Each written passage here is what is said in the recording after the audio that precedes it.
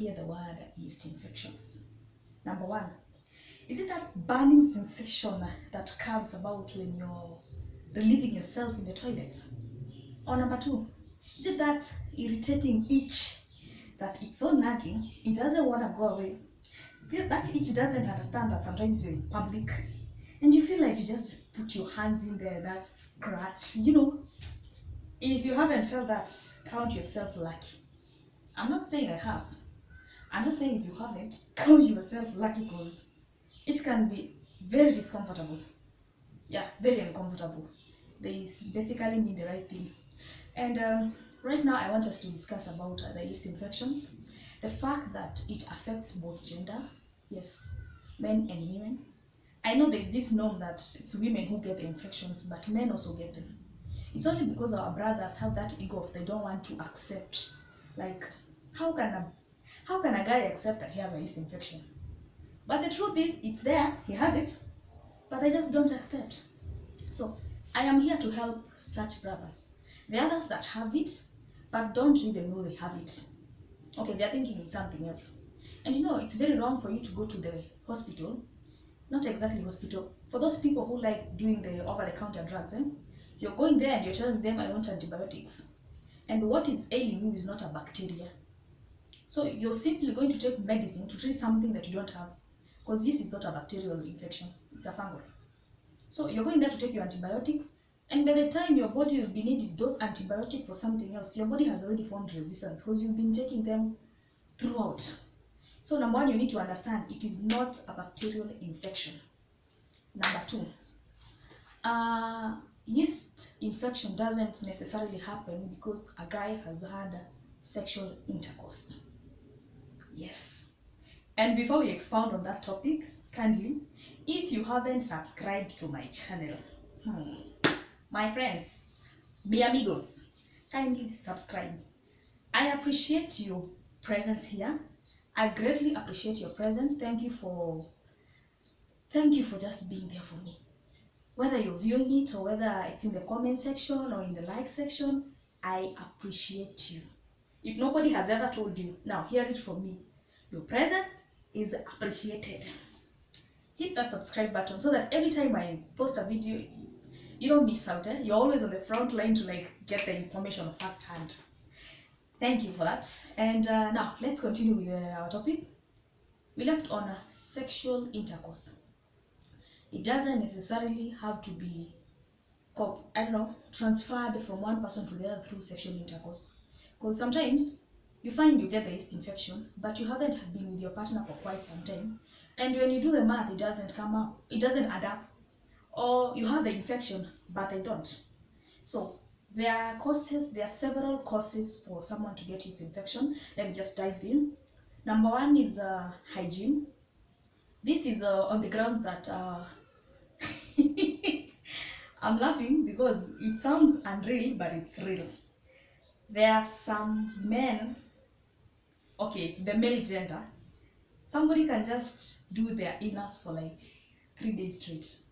I'm talking about their undergarments. Somebody can wear it from day 1, day 2, day 3. I don't know if they're allergic to water or something. I've never understood the need for that, but it's not good. You're supposed to change your drawers every day. If possible, you change from whatever you had before you came home, maybe at noon or something. Yeah, you're basically not supposed to have it for more than 1 day. The reason for this is that you are sweating. Even if you shower in the evening and you put back the same garment, you are sweating. The sweat is still trapped in the garment. So basically, you are clean, but you put a dirty garment and it's like you didn't even shower at all.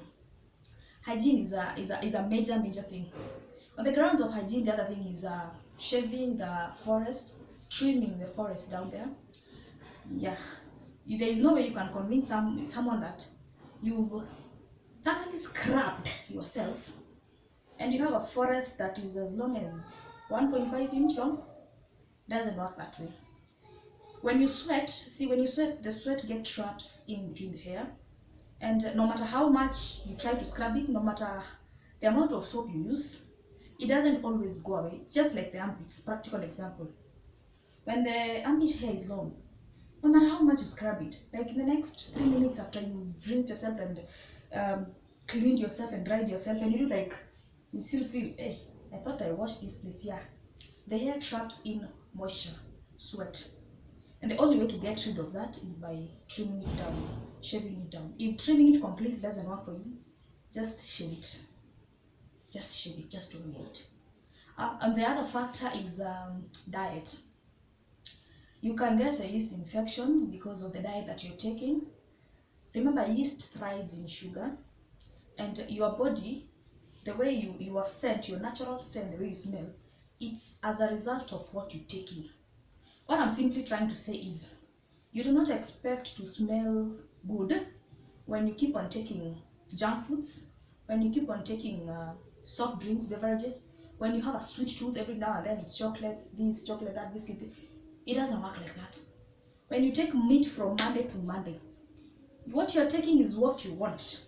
You're not taking what the body needs. See, there's a difference between what you need and what you want. So kindly watch what you're eating. Do lots of proteins, and by proteins I mean chicken, fish. Not lots of fish for the ladies. We are told not to do lots of them for reasons. Do lots of you're on the grounds of proteins, cereals, beans, I don't know, lentils. You can get the whole list. You can Google online and see the different kind of proteins that your body needs, apart from finding it in animal product, meat. Your body also needs veggies, broccoli. Actually, your body needs lots of proteins and veggies. So fruits and veggies, let them be your best friend. Cut down on, pasta, rice. And when I talk about pasta and rice, I'm talking about the white one, not the brown one. Pasta, rice, wheat flour, white, maize flour, white. Instead, focus on taking whole meal, the whole meal pattern. Excuse me. Basically, because with the whole meal pattern, your body, that's what it needs. If at all you must take carbohydrates, if you cannot completely do without, take whole meal. The other aspect is underlying conditions. You might have some underlying conditions and you don't know. So sometimes you find you're treating the yeast infection, but it's not going away. What your body is simply trying to tell you is it is not because of your hygiene issues. It's not because you're not exercising. It's because there is something here. So anytime you treat something and it keeps on coming back, kindly go back to the drawing board and find out. Do screening, do thorough digging, and find out maybe you have an underlying condition that can be dangerous in the long term. Just deal with it when you can. So that is in the grounds of things to eat to not get the yeast infection. And what brought about that is because I was on the point of, when you eat this whole meal, your body doesn't have the excess sugars. So there is no excess sugars for the yeast to thrive in. And I know somebody right now is wondering, yeast thrives in sugar? Yeah. What you don't know is that our body has two types of bacteria. They are in our body. Yes, and it's bacteria. We have the bad bacteria and the good bacteria. The probiotic is the good bacteria, and all of these bacteria is needed for the body to function the way it's functioning, so you can't just get rid of it. So when you take the right types of foods, it boosts the immunity, thus helping the probiotic suppress the bad bacteria, and you're good to go. Simply that. The other thing is, what else did I miss? I think I've captured all of it. So symptoms of the yeast bacteria, of the, not the yeast bacteria, it's not a bacteria, it's a fungal infection. Symptoms of the yeast infection. We talked about burning. I mentioned the burning sensation when you are urinating. I mentioned the itchiness. There is also the foul discharge from the tip of the manhood.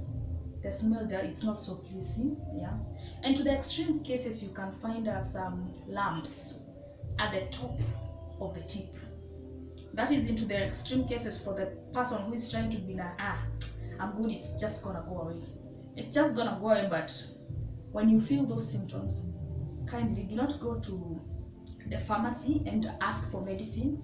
Kindly go to a doctor who is going to diagnose you on the grounds of how you're feeling. based on word of mouth, what you've told the doctor you're feeling, and him actually getting to check you up and see, not just by telling him. He needs to look at it, he needs to do some examination and see, now this is what is happening. So my brothers, kindly don't fear going to those doctors. Doctor is not going to judge you on the basis of you are a hit and run guy. Every scar that passes you cross with it. No, doctors are professional, and by you going to the doctor, you're going to seek help, because there is a danger in not going to the doctor. Yeast infection, if left untreated, can cause infertility. So there is no need of, in the long run, when you need the kids, you can't find them simply because you did not man up and go and get and seek help. Please go to a doctor. Let a doctor look at you. Let a doctor examine you. Not look at you, the word is examine. Examine you. Get help.